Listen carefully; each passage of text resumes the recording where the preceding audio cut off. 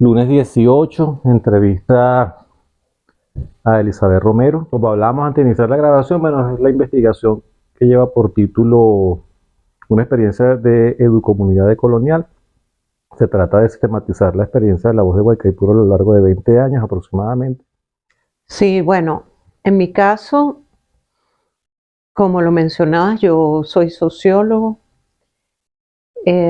pero además los 2 últimos años de mi formación de pregrado acompañé procesos de investigación específicamente en el ININCO, que es el Instituto de Investigaciones de Comunicación de la Facultad de Humanidades de la Universidad Central.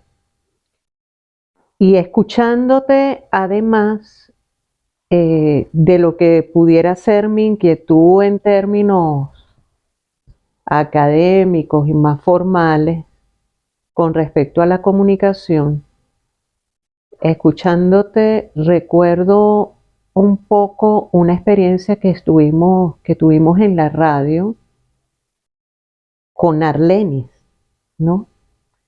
Allí tuvimos un proceso, yo creo que de alguna u otra manera buscaba como generar el reconocimiento de la experiencia en función de los actores que en ese momento estábamos participando en La Voz de Guaycaipuro.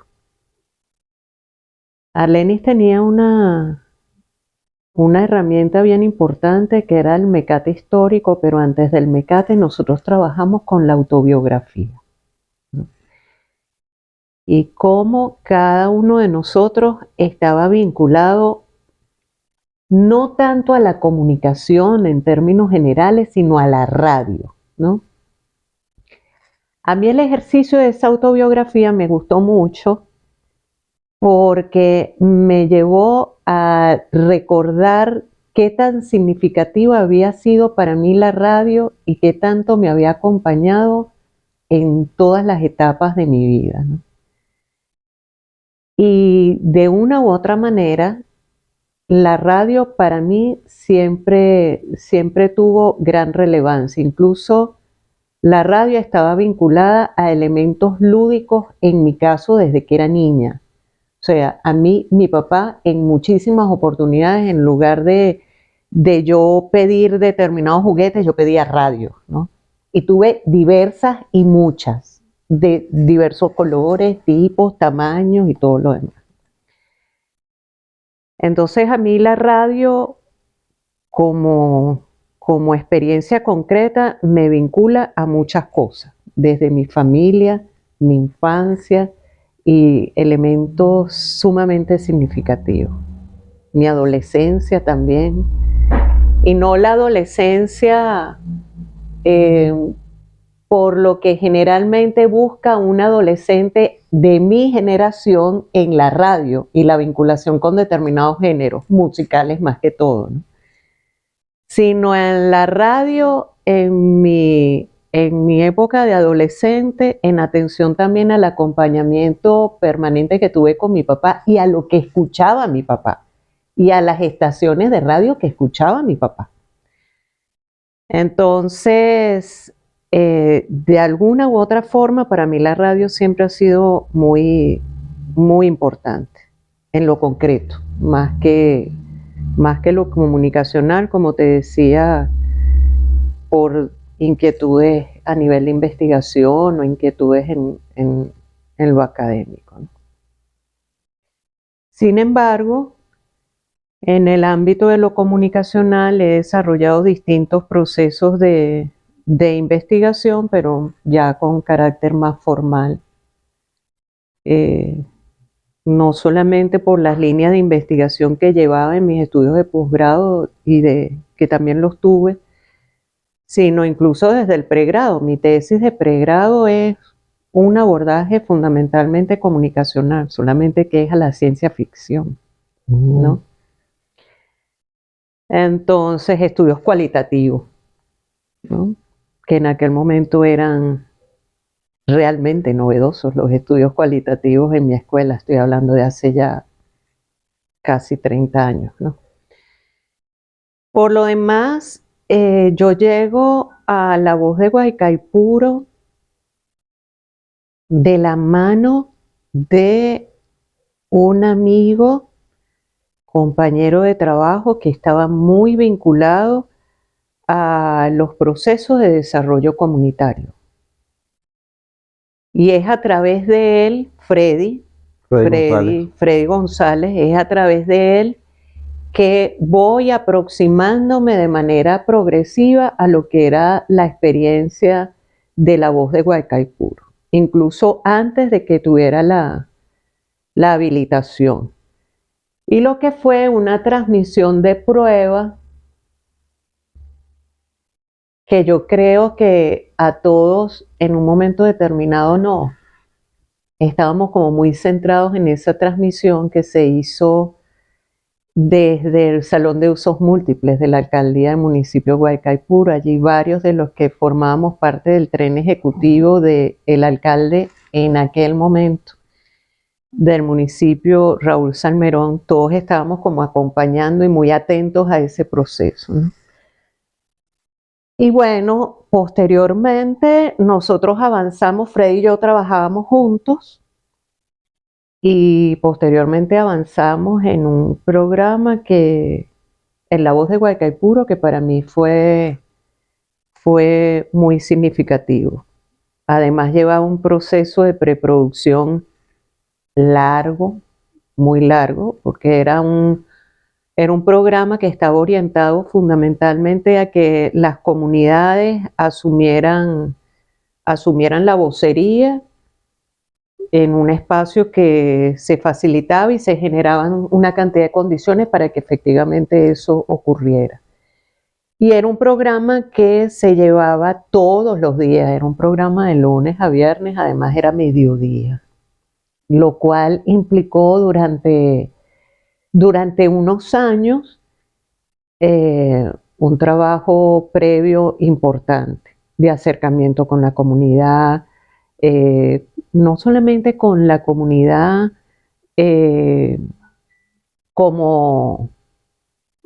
como sería hoy en día a través de las instancias de agregación comunal como actualmente se conocen, pues que, bueno, participan los consejos comunales. No necesariamente. Primero que esas instancias no estaban definidas en ese momento. Pero además de eso, para nosotros era interesante el ejercicio de vocería de cualquier forma de organización social y comunitaria que estuviera en el territorio. Podía ser deportiva, cultural, vinculada a procesos de promoción y de atención primaria en salud, o más bien organizaciones preocupadas por el tema de los servicios públicos, en fin, era muy diverso. Eso para nosotros, yo creo que redundó en lo concreto en La Voz de Guaycaipuro a través de ese programa, y no solamente ese, sino otros que también tenían como características similares, redundó en un tejido social y orgánico importante alrededor de La Voz de Guaycaipuro.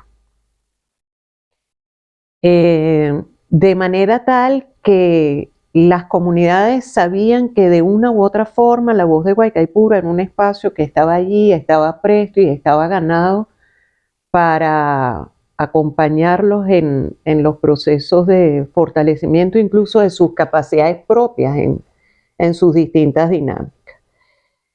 Desde mi valoración, eso para una radio comunitaria es fundamental. En la medida en que progresivamente la radio comunitaria va dejando de tener ese tejido o va dejando de reconocerse en las realidades, las particularidades, las demandas, situaciones y propuestas que están en torno al ámbito territorial que la circunda, yo creo que deja de ser esencialmente lo que tiene que ser, y eso trasciende al hecho de que tengas un transmisor y unos equipos en perfecto funcionamiento. No importa que estés al aire, estarás al aire, pero esencialmente desde un despropósito, tomando en cuenta la naturaleza que tiene una una radio comunitaria, ¿no? Entonces, yo creo que en las primeras de cambio eso fue fundamental, fundamental. Además, a mí me parece que de una u otra manera las comunidades también estaban como expectantes, estaban ahí como a la expectativa del funcionamiento, el alcance de lo que hacíamos, eran muy vigilantes también de la programación, eran garantes prácticamente del funcionamiento de La Voz de Guaycaipuro. Entonces, yo creo que también durante unos años las comunidades, quizás en algunos casos de manera más organizada que en otros, pero también se convirtieron como en un termómetro y asumieron una función de control social también sobre el funcionamiento y el alcance que pudo haber tenido la radio. Disculpa, ¿tienes allí, recordarás el nombre y el equipo, además de Freddy González, el operador que normalmente los atendía, algunos datos para vincular después a otras cosas? El operador que normalmente nos atendía era Diego Soto.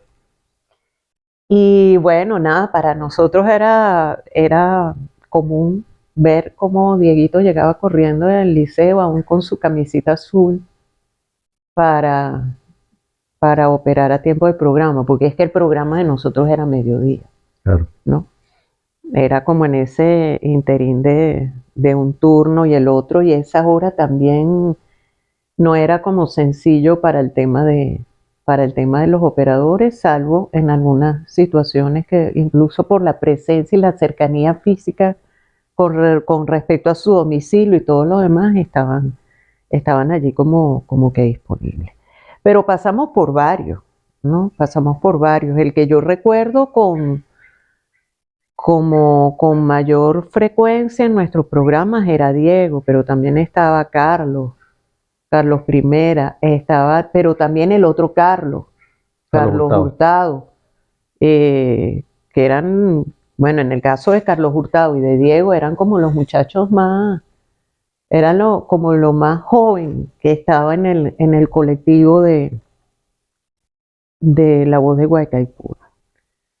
Creo que con Jesús fue posterior, que también nos acompañó mucho, Jesús Medina, como operador, pero creo que fue posterior a esos primeros años. Después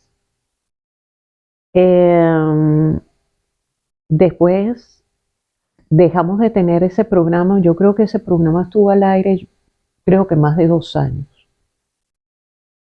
Me parece que no llegamos a 3, pero estuvo como más de 2 años. Y ya Freddy y yo no hacíamos programas juntos. Creo que incluso Freddy no hizo programa más, me parece. Que no desarrolló más programa en La Voz de Guaycaipuro. Y yo inicié un programa en la noche con un compañero que trabajaba conmigo en la universidad, Pedro Herrera. Cierto, no lo Pedro recordaba. también fue parte de La Voz de Guaycaipuro, con un programa muy bueno que se llamaba Al Son de Dos. Ese programa fue maravilloso. Además era como su nombre, pues. Mucha salsa, son, danzón, bolero, y tenía un trabajo de investigación bien interesante. Recuerdo Al Son de Dos, un programa que hicimos transmitiendo, era una transmisión conjunta que hicimos con un teléfono, y además estaba en correspondencia, recuerdo, en ese mismo periodo de tiempo con una iniciativa formativa que estaba llevando Ruckleman en Enretén con Ónica. Ellos fueron en varias oportunidades a dar talleres allí. Entonces en esa edición de ese programa fue en ese periodo. Se hacían los talleres y también tuvimos una intervención allí. Pero la radio, La Voz de Guaycaipuro, por lo menos durante esos años, no solamente era la preocupación por estar al aire, que era bastante, ¿no? Y por el ajuste en la programación, la parrilla, la calidad de los programas que también con los cuales se contaba, sino significativo. Una de las herramientas que permite el reconocimiento de eso en lo concreto eran las jornadas de construcción colectiva, que eran jornadas anuales, para mí multipropósito, ¿no? Eran jornadas de un fin de semana, no sé, 2 días, 2 noches. Y digo multipropósito porque yo recuerdo como que la intención primera era planificar lo que iba a ser nuestro próximo año. Entonces, bueno, ahí hay un propósito, que era generar una herramienta de planificación compartida, en la cual todos nos podíamos reconocer en las distintas metas, las distintas acciones, o aportando distintos recursos de los cuales cada uno disponía para el cumplimiento de esas tareas. Pero además el propósito de planificación, la jornada de construcción colectiva en sí misma era una herramienta de tipo, para mí, pedagógico, ¿no? Todos aprendíamos más de la radio cuando participábamos en la jornada de construcción colectiva a cuando no participábamos. No salíamos de una jornada de construcción colectiva de la misma forma que entrábamos. Y la diferencia entre la entrada y la salida, para mí, es un elemento de pedagogía. No quiere decir esto que necesariamente había una intencionalidad pedagógica planificada previamente al momento de hacer la jornada de construcción colectiva. Posiblemente, quizás, ninguno de los que formaban parte del órgano directivo estaba viendo una intencionalidad pedagógica en la jornada. Pero más allá de eso, de que haya sido su intención o no, el hecho pedagógico ocurría. Y ahí vinculo un poco esa triangulación que tienes entre comunicación, educación y lo demás, ¿no? Entonces la jornada era un ejercicio pedagógico importante en el cual todos aprendíamos de la experiencia que se compartía durante esos días, la experiencia que se compartía a razón de las propias valoraciones y las significaciones que cada quien le atribuía al hecho comunicacional y al hecho de hacer radio en las condiciones en las que nosotros estábamos haciendo radio, que no eran las mismas condiciones en las que las estaba haciendo la gente de Caracas o en las que las estaba haciendo la gente de otros espacios del territorio nacional, ¿no? Entonces, voy con 2 propósitos en la jornada, uno que es de planificación, el otro que es pedagógico, y yo diría que había un tercer propósito más vinculado al reconocimiento y a la generación al reconocimiento del otro, en la justa dimensión que tiene el otro, la otredad, la alteridad, desde ese alcance, ¿no?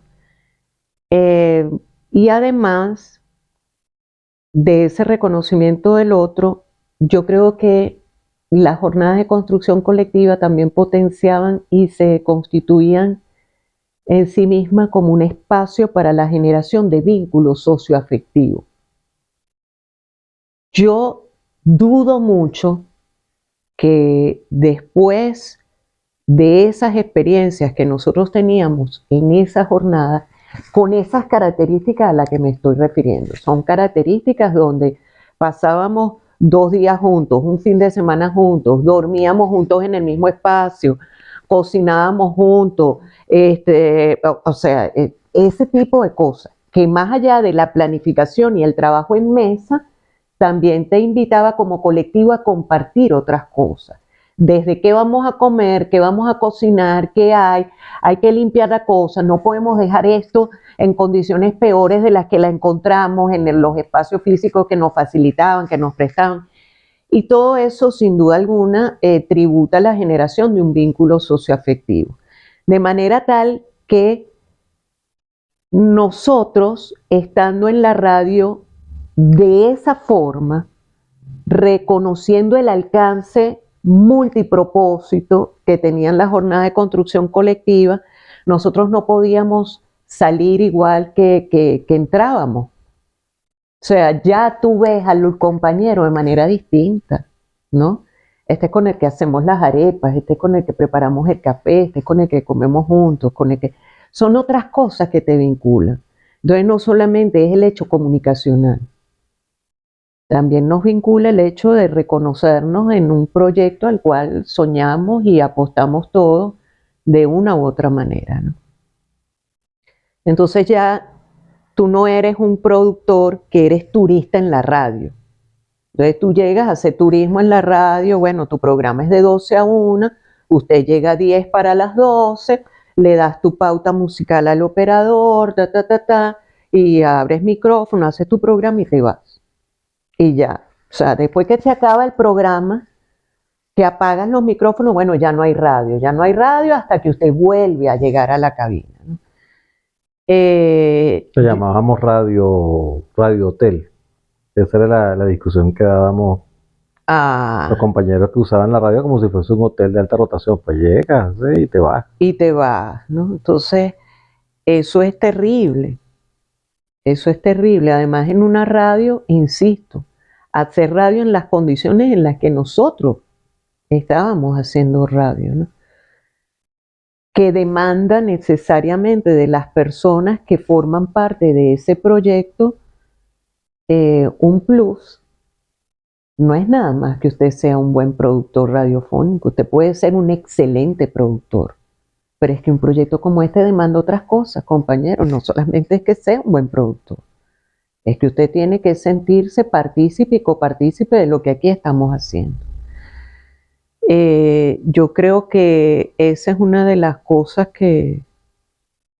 más difíciles de ir sobrellevando en un proyecto comunicacional como La Voz de Guaycaipuro. Entonces, para mí, lo educativo y lo comunicacional no va en atención al mensaje que tú puedas difundir o reproducir en tu espacio radial. No. O sea, está presente e impregna absolutamente todo. Todo. En la medida que tu vinculación con la radio es genuina y no es una vinculación quizás que obedece un carácter más pragmático, porque estar en ese momento en La Voz de Guaycaipuro te iba a facilitar y te iba a permitir a su vez progresivamente, más adelante, estar en otro espacio con otras características distintas, ¿no? Que no es que lo cuestione. Que también sucedió.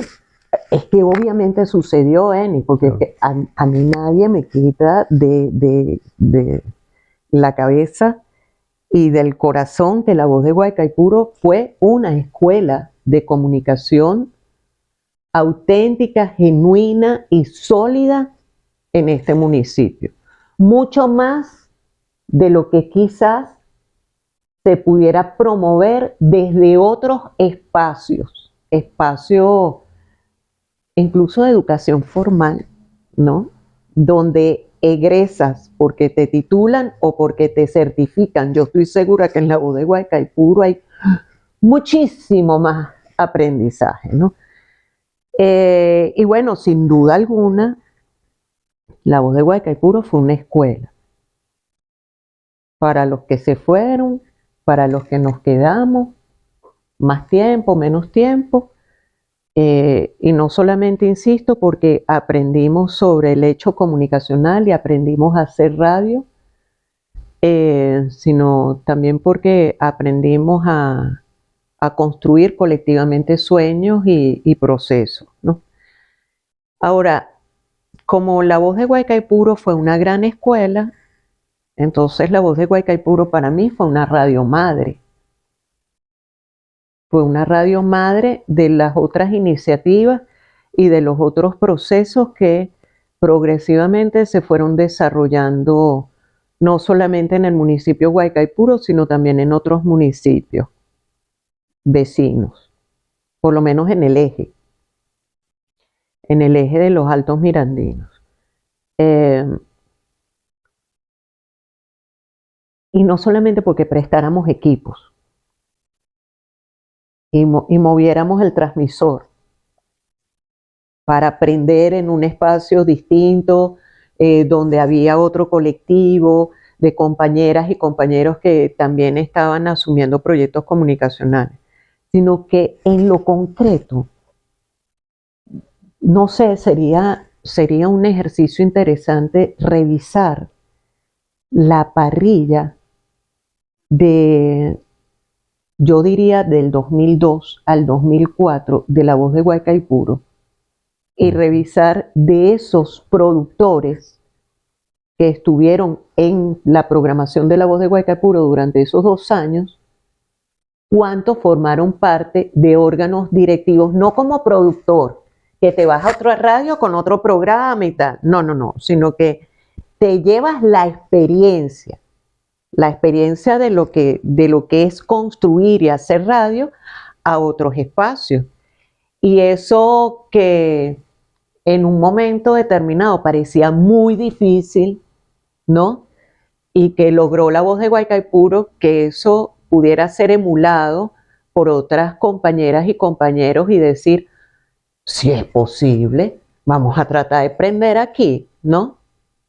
En todo caso, bueno, vamos a ver cómo corre la experiencia y cómo se mantienen las ganas, porque también ese es otro elemento que tiene peso, ¿no? Yo creo que eso sería interesante, sobre todo esos 2 años, 2002, 2004. Entremos, a ti te correspondió después una segunda etapa, ¿no? Cuando pasas entonces ya, eso fue 2010, si no me equivoco, 2009 aproximadamente, cuando se reestructura hay una renovación del órgano directivo, es electa Aricel como presidenta y eres Ajá. tú vicepresidenta en ese periodo de 2, 3 años. Sí, yo no recuerdo exactamente. Sí, 2009, 2010, porque coincidió con mi salida del Instituto de Cultura y el ingreso de Provi como presidente del Instituto de Cultura. Exacto, Entonces sale de la presidencia exacto. y asume Aricel. Sí, Fueron 3 años de trabajo intenso que ustedes desarrollaron, sí, que además yo no estuve ni Ruckleman porque estábamos en responsabilidades en MINSI y entonces para diferenciar, o sea, para claro. no mezclar y respetando un poco la autonomía de la radio y todo el asunto, no interveníamos, pues no, de alguna Claro. manera nos colocamos al margen durante todo ese periodo. Pero era otra etapa. De vez en cuando sí, era otra etapa. aparecíamos y alguna cosa decíamos, ¿no? Pero no era una permanencia. Yo no sé cómo. Sí, era una etapa diferente. Ahora no logro tener así como mucha precisión como del tiempo y también las condiciones que fueron generando que la otra etapa fuera tan distinta. No logro precisarlo mucho, pero fue diferente. Se trabajó mucho, pero por ejemplo, si tomamos el hito de lo que fueron las jornadas de construcción colectiva, ya las jornadas de construcción colectiva tenían unas características distintas. Sí, ya no se pernoctaba, sino que eran un día de jornada.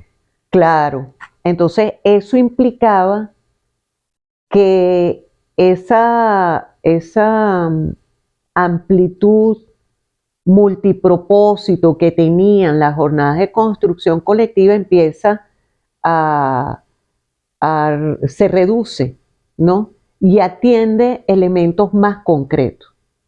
Yo creo que una de las cosas que valoro y atesoro más durante esos años fueron los intentos recurrentes, variados, en distintos momentos, con distintas formas, con distintos métodos, para avanzar colectivamente en un proyecto comunicacional. Y eso nos tocaba y nos implicaba a todos desde distintas aristas. Yo creo que esa primera directiva de La Voz de Guaycaipuro,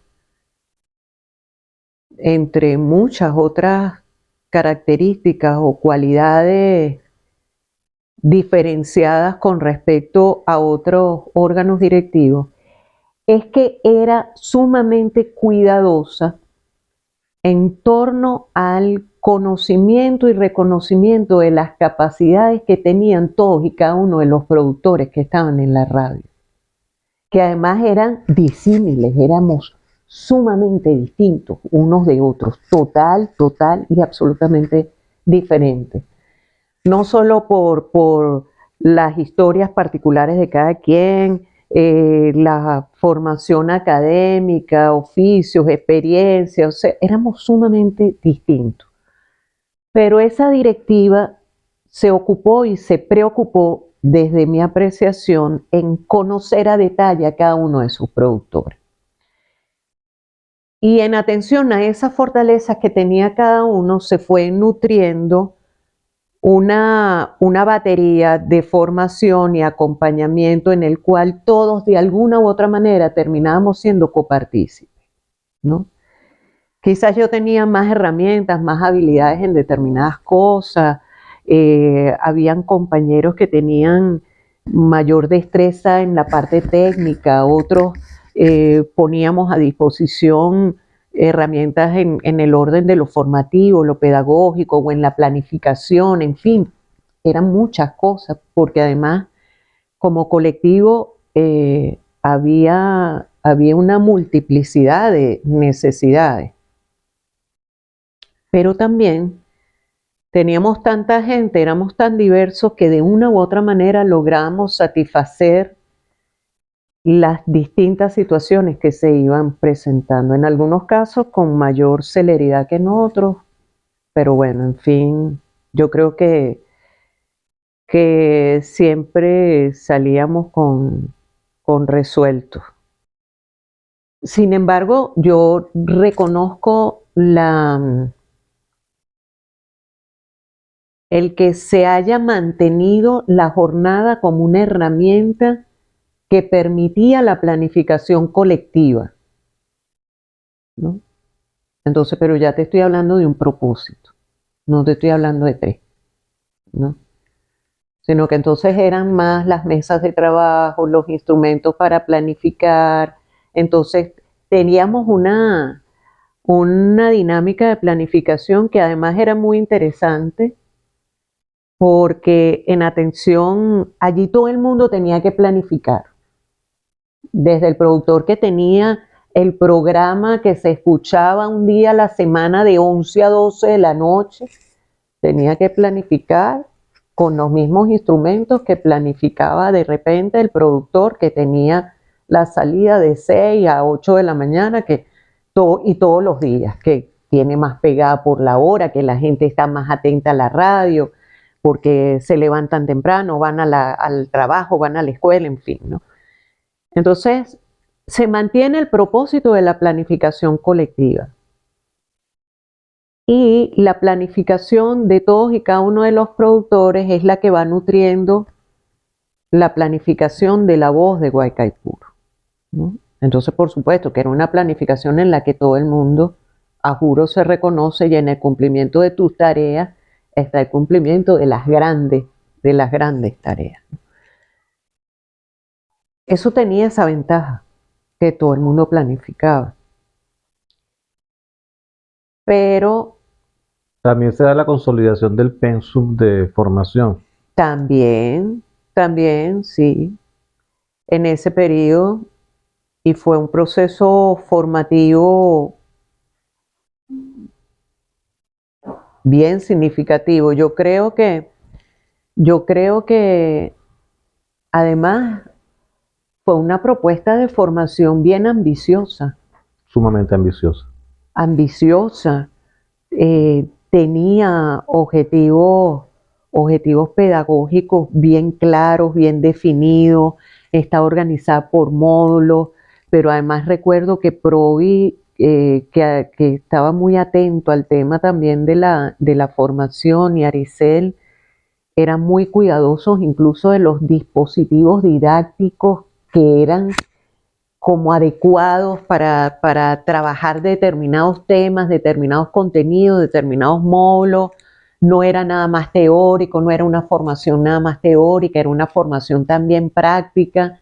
Entonces, en lo concreto, el aprender haciendo eh, cobraba mucha relevancia, pero era una formación que estaba dirigida a quien participaba en los planes de formación de la voz, ¿no? Que era distinto a la perspectiva pedagógica que estaba anterior, porque la perspectiva, por lo menos desde mi valoración, la perspectiva pedagógica anterior era más aprender en el reconocimiento de las capacidades propias y desde los espacios y las herramientas que no estaban destinadas formalmente a la educación o de manera explícita a la educación. Es lo que te digo de una jornada de construcción colectiva. Todos aprendíamos. Ahora, no había una intencionalidad pedagógica previamente concebida para eso, ¿no? Entonces era distinto. En esta segunda etapa, si se puede llamar así, el propósito y la intencionalidad pedagógica es mucho más formal, es explícita, está estructurada y eso le dio mucho piso a la voz de Guaycaipuro. No solamente porque se podía aprender desde el desarrollo de la programación, sino que había un espacio absolutamente formal, concebido para eso y de esa manera, ¿no? No otra. Perfecto. Después de eso, yo creo que podemos llegar ya a al tercer momento, que lo marqué en la entrevista con Cristel, que fue el programa, si no deseas agregar alguna otra cosa allí, pues, pero Ajá. el otro tema. Ya va, iba a cerrar un poco con lo del otro componente, que desde mi apreciación es el que progresivamente fue mermando, y es el de la vinculación socioafectiva, ¿no? Yo creo que la vinculación socioafectiva es algo que se cultiva de poquito a poco, ¿no? Y a pulso. Yo creo que ese elemento, no sé, no logro definir situaciones o eventos particulares, pero ese elemento progresivamente dejó de estar presente, o por lo menos yo lo percibí de esa manera, ¿no? Ya no tenían las mismas características en cuanto a vinculación socioafectiva de las personas que hacían radio, que estaban haciendo radio en la voz de Guaycaipuro, ¿no? E incluso recuerdo que era un gran dilema el tema de la asistencia de las y los productores y operadores a las jornadas de construcción colectiva. Era una preocupación que teníamos como órgano directivo, porque bueno, además es un esfuerzo, es el generar una cantidad de condiciones para que la jornada se pueda llevar a cabo, además a veces en situaciones de muchas dificultades a nivel material, una cantidad de cosas, ¿no? Entonces, sí, era preocupante que como después de todo ese esfuerzo, no necesariamente tú veías el reconocimiento del esfuerzo en torno a la asistencia de productores o de operadores de la radio, ¿no? Ahora yo diría que eso de alguna u otra manera, más que causa, pudo haber sido consecuencia de una desvinculación socioafectiva que se dio de manera progresiva. Entonces, afectivamente empezaste a desvincularte del proyecto. Quizás tú seguías teniendo tu programa en la radio, pero afectivamente quizás no estabas vinculado de la misma manera como hace un tiempo. Claro. Me decía, Sino que entonces había otra marca que había hecho con un tercer momento, en el cual apareces también, que es el programa El Mundo al Revés, que sí, fue el último quizá de los programas, o el último que hiciste en la sí, radio. el último. Ese fue un programa, hermoso. A mí ese programa me encantó. ¿Cuántas ediciones llegamos a tener?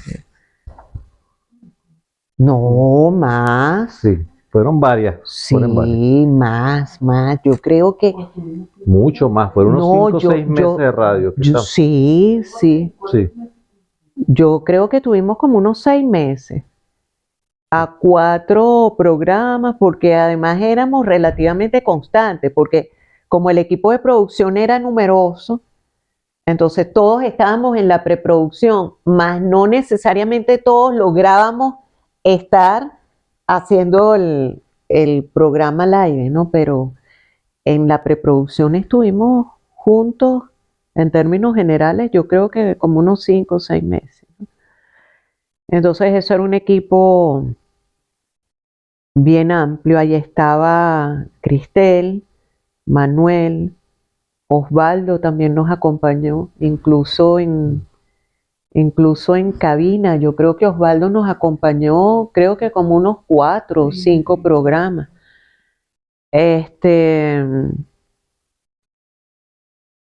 Estaba Enis, estaba Ángel y estaba yo. 6. y David. ¿No? No, no era Osvaldo. David no. David es de La Colmena. Sí. Entonces, además, ese programa lo disfrutábamos todo. O sea, la musicalización, que la música realmente llegó a ser un elemento constitutivo del guión, ¿no? Fue muy chévere, muy chévere. Uno de los programas de las ediciones que yo recuerdo más, el de La Payola. Lo de La Payola. El de La Payola fue genial, pero además conseguimos música denunciando a payoleros, pero de todos los géneros que nos podíamos imaginar. Ese fue muy bueno. Hicimos varios interesantes. No sé si quedaron grabados. Si quieres, paramos aquí o hacemos ya el redondeo de las ideas. Sí, como tú prefieras. Sí. No, si quieres hacemos el redondeo. Ok. Y yo estuve vinculada a la radio, creo que, no sé, yo creo que tengo como 5 años. Como 5 años que no tengo programa ni estoy en el órgano directivo, y asistí a, no sé, últimamente a pocas reuniones de miembros de fundación, y le he perdido la pista. Le he perdido la pista a la radio. Bueno, en educación sigo. fundamentalmente porque soy educadora, ¿no? Em, pero no solo vinculada a procesos de tipo formal, porque soy docente en una universidad y todas estas cosas, ¿no? También estoy vinculada a procesos formativos fuera fuera de la academia y la formalidad que conocemos, pues. Tengo un grupo, formo parte de un grupo colectivo hermoso de muñequeras y tejedoras. Hacemos muñecas de trapo y tejemos. Y ha sido un espacio de aprendizaje maravilloso, maravilloso. En febrero cumplimos un año, precisamente el 2 de febrero, el día del cumpleaños de Sobeida, ¿no? Entonces allí voy llevando procesos no formales. En lo comunicacional estoy más orientada a comunicarme visualmente a través de las artes visuales que en la radio, ¿no? No lo había pensado así hasta este momento, de verdad. Y en lo comunitario estoy tratando de llevar un proceso de recuperación de memoria colectiva a través de la imagen en una comunidad de aquí de Los Teques. En eso fundamentalmente estamos. Perfecto, excelente. Muchísimas gracias, Elizabeth. De nada.